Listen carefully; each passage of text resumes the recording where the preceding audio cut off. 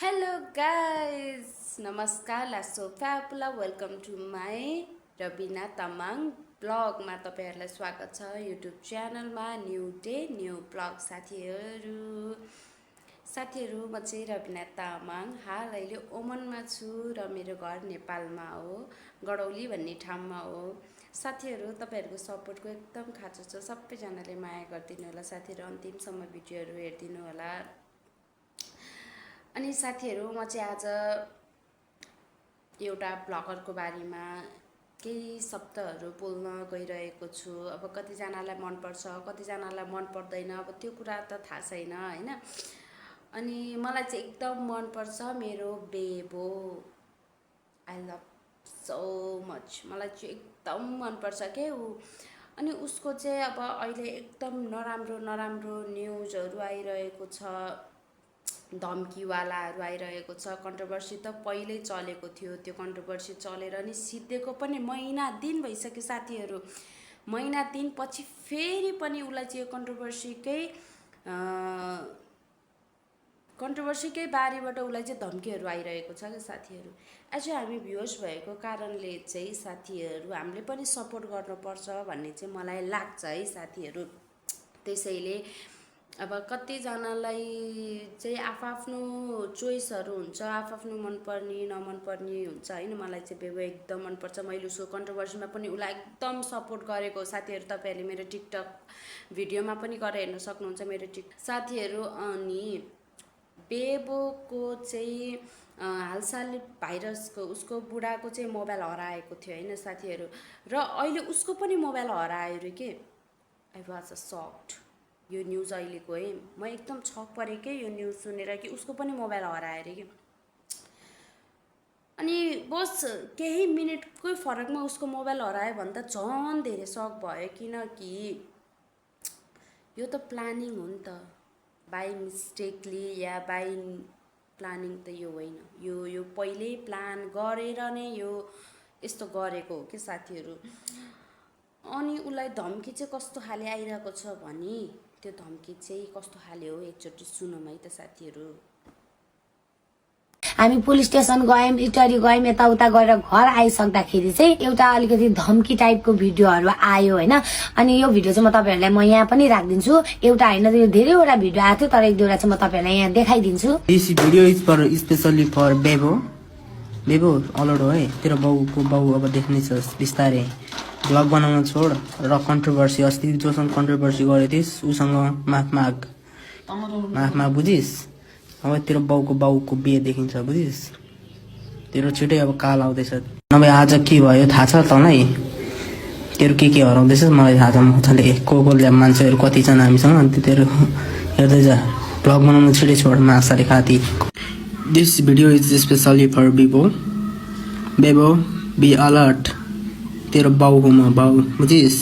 So भर्खरै सुनिहाल्नु भयो यो भिडियो चाहिँ अहिले यो टिकटक आइडीमा छैन त्यो भिडियोहरु चाहिँ अलरेडी डिलिट भइसकेको छ तर यो बाँकी दुईटा भिडियोहरु चाहिँ अहिले पनि त्यो टिकटक आइडीमा तपाईहरुले देख्न सक्नुहुन्छ यो भिडियोबाट चाहिँ कसैलाई पनि नराम्रो इन्टेन्सन चाहिँ नजाओस् नराम्रो असर चाहिँ नपरोस् किनभने चाहिँ मैले चाहिँ यो भिडियो जस्तो थियो त्यस्तै मात्र मैले यहाँनिर चाहिँ राख्दिएको जे थियो टिकटकमा मैले त्यो मात्र राख्दिएको यो भिडियो मैले इभन यहाँ राख्ने पनि थिइन तर धेरै जना युट्युबरहरुले चाहिँ यो धम्कीवाला भिडियो चाहिँ अलरेडी युट्युबमा राखिसक्नु भइसकेको छ नि त अनि अब आजको दिनमा मैले यो भिडियो यहाँ राखिन भने बेबोले किन लुकायो भने अझ त्यसमा पनि धेरै क्वेशनहरु उठ्न सक्छ सो त्यही भएर चाहिँ अरूले पनि राखिसकेकोले भएर चाहिँ मैले पनि जस्तोको त्यस्तै चाहिँ तपाईहरुलाई यहाँ शेयर गरेको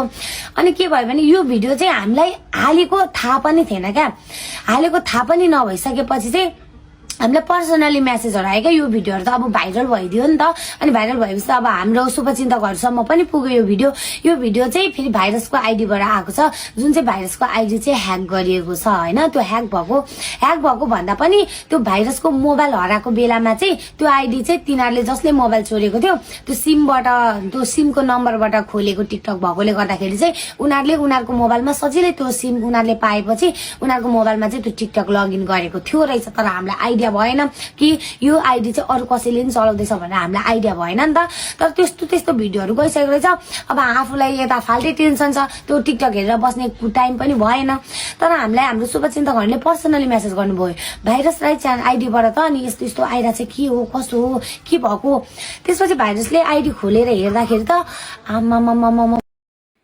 ल साथीहरू, तपाईँले सुनिहाल्नुभयो धम्की पनि कस्तो कस्तो आएको थियो भनेर होइन। धम्की चाहिँ पुरै के कस्तो। अनि यो कन्ट्रोभर्सीको बारेमा भइरहेको छ के, ए बाबा मैले बुझ्न नसकेको कुरा र मैले बुझ्न एकदम चाहेको कुरा चाहिँ के साथीहरू, कन्ट्रोभर्सी सुनिता नानासँग भएको, right I'm right. Controversy Sunita नानासँग भएको हो भने त सुनिता नानाले पो रिभेन्स लिन पर्ने हो त, या मेरो सोच अनुसार, मेरो दिमागले भ्याए अनुसार, मैले बुझे अनुसार, या सुनिता नानाले खेलेको खेल हुनुपर्छ यो। नभए त कन्ट्रोभर्सीको बारेमा ए बाबा मेरो तपाईँहरूसँग मानौँ तपाईँ एउटासँग झगडा परेको छ भने मेरो, मैले पो त्यो बारेमा आवाज उठाउने त होइन। अनि उसको झगडा बेबोसँग भएको हो, बेबो सुनिता नानाको लफडा परेको, कन्ट्रोभर्सी चलेको हो भने त ए बाबा त्यसलाई के को टाउको दुखाइ भयो के साथीहरू, त्यसलाई चाहिँ के को टाउको दुखाइ भयो। अहिले महिना दिन बितिसकेपछि त्यसले चाहिँ मोबाइल चोरेर अनि लगइन गरेर भिडियोहरू अपलोड गरेर होइन, धम्की बनाएर, कन्ट्रोभर्सीको बारेमा धम्की बनाएर, मेरो हिसाबमा कि त सुनिता नानाले खेलेको खेल हुनुपर्छ साथीहरू, कि त सुनिता नानालाई कसैले फसाइरहेको हुनुपर्छ है। यो कुरा पनि हुनसक्छ, किनकि हामीले नबुझिकन चाहिँ बोल्न पनि हुँदैन होइन। तर आफ्नो राय हामीले भन्न पाउनुपर्छ होइन। मलाई चाहिँ त्यस्तो लाग्छ कि त सुनिता नानाले खेलेको खेल हुनुपर्छ यो, कि त सुनिता नानाले कसैले फसाइरहेको हो होइन, या कसैले ठुलो नै प्लानिङ गरिरहेको छ। एज अ बेबो भनेको यस्तो युट्युबर हो साथीहरू, टपर युट्युबर हो के। त्यस्तो टपर युट्युबरलाई धम्की दिनु कानुनी रूपमा पनि कसैले सक्दैन क्या साथीहरू, बुझ्नुभयो नि। ऊ एउटा यस्तो स्ट्रङ गर्ल छ साथीहरू, कस्तो मनपर्छ के मलाई बेबो। तर बेबो माथि आइलाग्दा कसम यति रिस उठ्छ, यति रिस उठ्छ। अनि सुन के त खाते सुन, तँलाई कत्रो रिस, तँलाई कत्रो डाहा परेको के। सिधै जा न, सिधै जा, के चाहिन्छ माग, के बरु दिन्छ बेबोले, दिन्छ तँलाई। देखिस् बेबो कतिसम्मको माया लाग्दी छ बेबु भने नि, तैँले बुझेको छैनस् क्या, तैँले जानेको छैनस्, बुझिस् नि। तँलाई के चाहिएको छ गर माग, दिन्छ के बरु, त्यतिसम्मको छ बेबु, थाहा छ नि। साथीहरू प्लिज सबैजनाले सपोर्ट गरिदिनु साथीहरू, प्लिज यो भिडियोलाई एकदम सेयर गरिदिनु, एकदम सेयर गरिदिनु साथीहरू। र thank you so much for अन्तिमसम्म भिडियो हेरेर बस्नुभयो साथीहरू। प्लिज नयाँ युट्युब च्यानल छ त्यसैले प्लिज सबैजनाले लाइक गरिदिनु होला, भिडियो कस्तो लाग्यो कमेन्ट गरिदिनु होला। नयाँ युट्युब भएको कारणले कोहीसम्म पनि यो भिडियो नपुग्ने हुनाका कारणले प्लिज सबैजनाले सब्सक्राइब गरिदिनु होला र सकेसम्म सेयर गरिदिनु होला साथीहरू। यति भन्दै आजको भिडियो यहीँ इन्ड गर्न चाहन्छु। Bye bye, love you so much, thank you for watching.